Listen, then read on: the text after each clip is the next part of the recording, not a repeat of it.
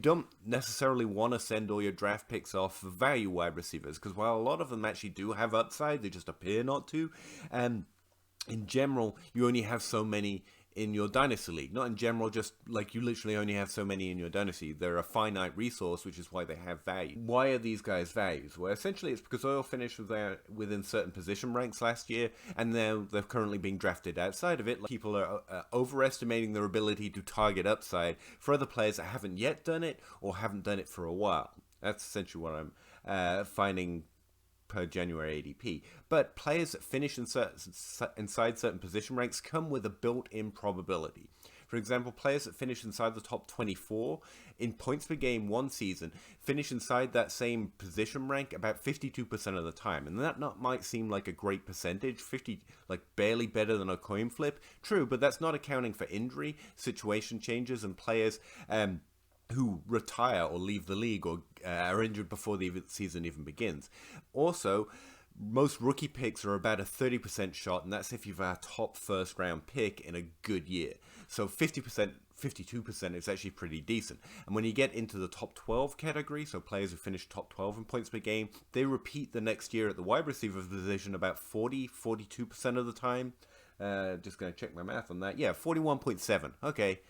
Nerd. Yeah, 41.7% of the time in points per game, they actually finish inside the top 12 next year. So you already have this built-in estimation of their likelihood of producing a similar season, if not a better season. It's actually better than most first-round picks. Also, before we get into it, we should really talk about being scared of the red circle, because being scared of the green circle, because we're worried about the red circle. And there should be a picture around here to show you what I'm talking about. Yeah, can you see it?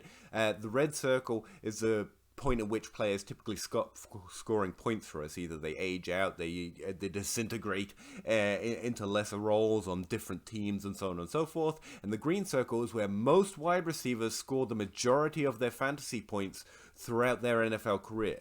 This is golden brand, or the green band of production. This is where the points are scored. The average age of players inside the top 12 are 27 years old. Not 24, not 25, not 32, 27. So the majority of players inside the top 12, or inside the top 5 for that matter, or inside the top 3 for that matter, are actually going to be older than most players we typically lust after and want in Dynasty. Why? Because value is a thing, value exists. It is true, but we should really not be too scared of players between the ages of 25 and 27. We tend to be. And so I'm looking for players under the age of 26, just to, keep your hair from setting on fire with the value, but also because they're literally entering that green band of where most production is scored, and they're already getting discounted. Is there anything else? Time limit. No, let's go. Number one, the first one on the screenshots, if I manage to fit them in the video or figure out how to do, they're actually from DLF. They're going to show, a nice pretty picture of some stats about the players, because DLF does that kind of thing. But that's where they're from, just to source it in the video in case I forget to do it in the notes. Alright, so the first player is Deebo Samuel. Now, Deebo Samuel is the first player because he finished the highest of everyone in the list last season. Now, it might be silly to say that Deebo Samuel is undervalued because he's valued currently per ADP as a top 12 wide receiver. That's a pretty high value, yeah. But he also finished as a wide receiver 2 last year. And yes, he ran a lot, and he's running back, But he's being drafted as wide receiver 9, which means that's the most significant value for, I think. If you're finishing as a wide receiver 2 and being drafted as a wide receiver 9, I think that's more significant than if you finish as a wide receiver 15 and then being drafted as a wide receiver 21. Because that's such a high value range to be falling any spot in, then those few spots that he's falling in ADP are much more significant than a similar drop later in ADP. But, take that for what it's worth.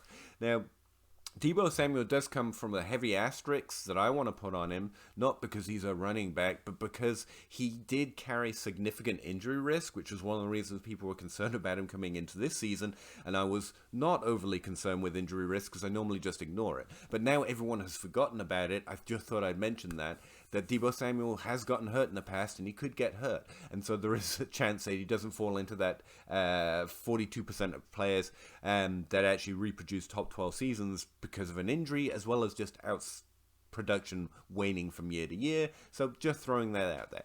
Outside of that, the only problem with Deebo as a value is that nothing. There's nothing wrong with the fact that he rushes the ball, or he's on a team with Brandon Ayuk, or he's on a team who you don't know the QB situation. He's on a good team that produces fantasy points, and he is a player that has continued to produce fantasy points when healthy.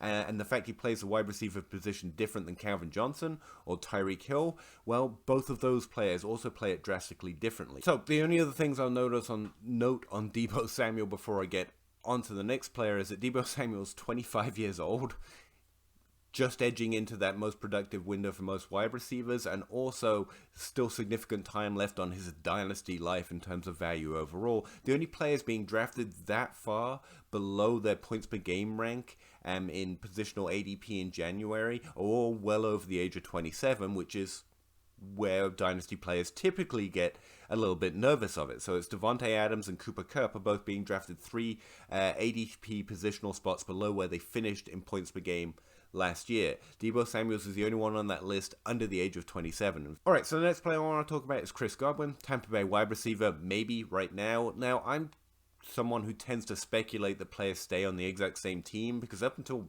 pretty recently, that tended to be always what happens. Now, we have seen the NFL get a little more creative, somewhat scarily so almost, in that players are still moving around in their prime and going to different teams, and that's exciting, but I would still place my money, if I was going to put money on it, that players mostly end up back with the same team, while we speculate wildly about where they might land, or which team might be smart to trade for them. He's coming also off an ACL tear, so you have another injury concern, which is, again, probably one of the reasons he's falling ADP. He is a points per game scorer similar to Stephon Diggs and Diontae Johnson over the last couple of years, finishing inside the top 12 all of those years, but he's got an ACL tear in a less certain situation, so his ADP is falling.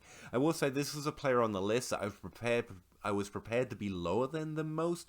Right now he's being drafted as a wide receiver 15, I think, and he finished as a wide receiver 6, so that's a very significant drop. But again, those hit rates still apply. ACL tears aren't what they used to be. Well, they are exactly what they used to be, but the recovery and the rate at which players come back at a high level is significantly different than it was a few years ago. The Godwin, of those players I listed that have produced similarly to him, Diontae Johnson and Stephon Diggs and Chris Godwin, kind of all have done top 12 seasons over the last 3 years, and he's the one that's relied most on efficiency, in that he has a lower target share, less volume, and is doing kind of more with it, impressively so. Not necessarily on a touchdown basis. His touchdown rate, yards per touchdown, for example, isn't excessively over them, but he is getting significantly more yards, and he's also just spent 2 years playing with Tom Brady, which might have something to do with it. The third player I've already mentioned several times, Diontae Johnson. Believe it or not, under the age of 26, he's actually 25 years old right now, be 26 next year if my math checks out.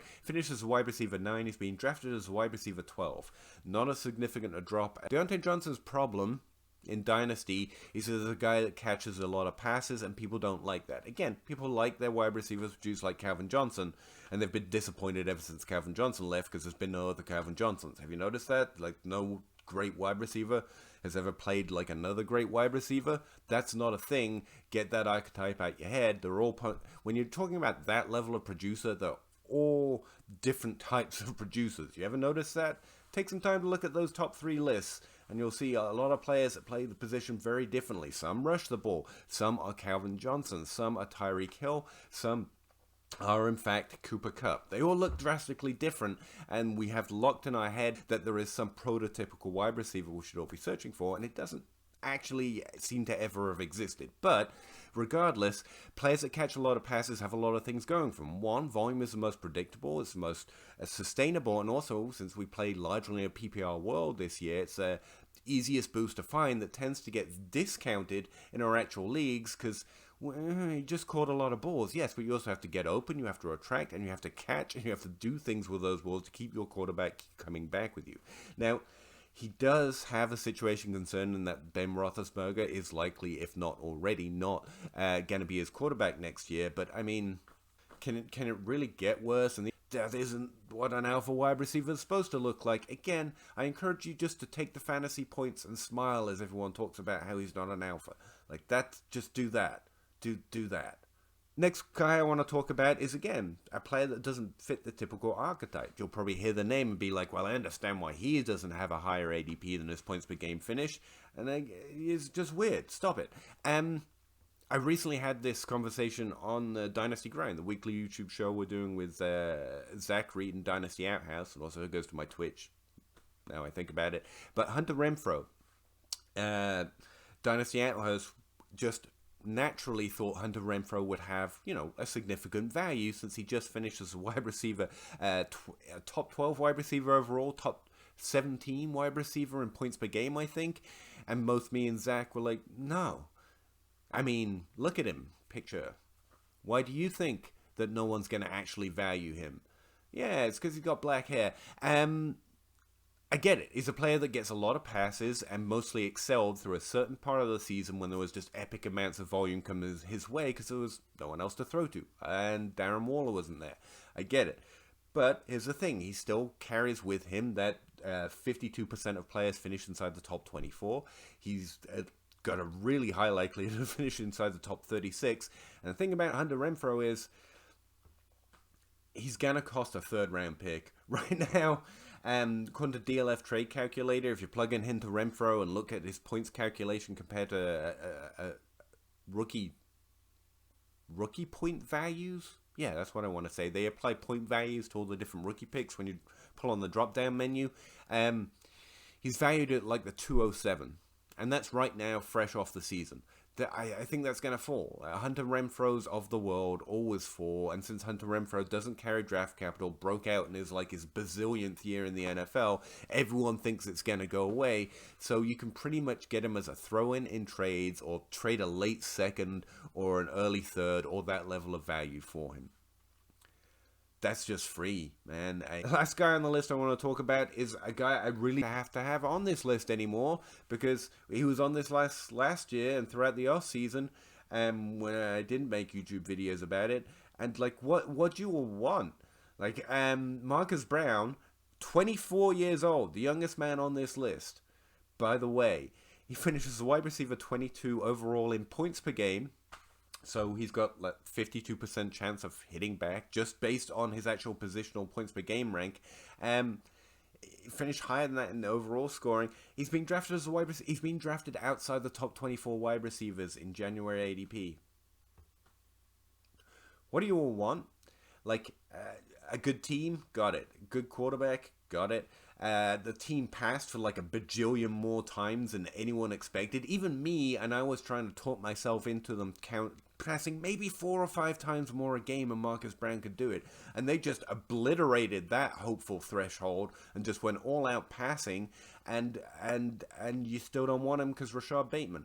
Like, how many teams have to produce 2 top 24 wide receivers for you all to believe that teams produce top 24 wide receivers? Like, this was the year for T. Higgins and Jamar Chase and Justin Jefferson and Adam Thielen, and before that, Stephon Diggs and Adam Thielen. Like, 4 of 5 teams a year produce 2 top 24 wide receivers.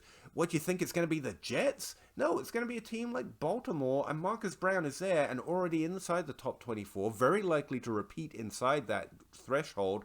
And if Bateman can do everything we expect him to do, that just helps Marquise Brown score more points because the team's moving down the field more often and they're passing more times inside the red zone. Like, none of this is bad. Why do you all like him less? Like, if that image had a graph, you'll see Marquise Brown's ADP go down after confounding expectations of doing exactly what we thought he probably should do this year, which is finish inside the top 24. Like, what do you all want? Does he have to be a top 3 wide receiver before you draft him inside the top 24? Wouldn't it be great if he did that next year and you traded, like, the value of a late first-round pick? That's what Marquise Brown's value is if you plug him into the Dynasty DLF trade calculator right now. Pick 107, 108, 109. Again, you don't have to trade your picks for value wide receivers, but that's what he is in rookie pick value right now. And some people are crazy. I'm pretty sure. That's my only explanation. So, yeah, I have Marquise Brown most places, but if I didn't, I'd be trying to put him on my team. So try that.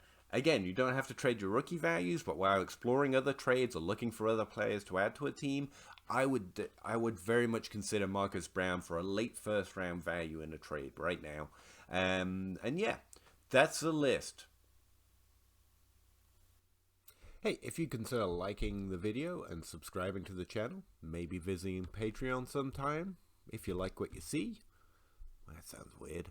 Yeah, if you want to support what I do, I'd really appreciate you doing some of those things. Let's not make it weird, okay?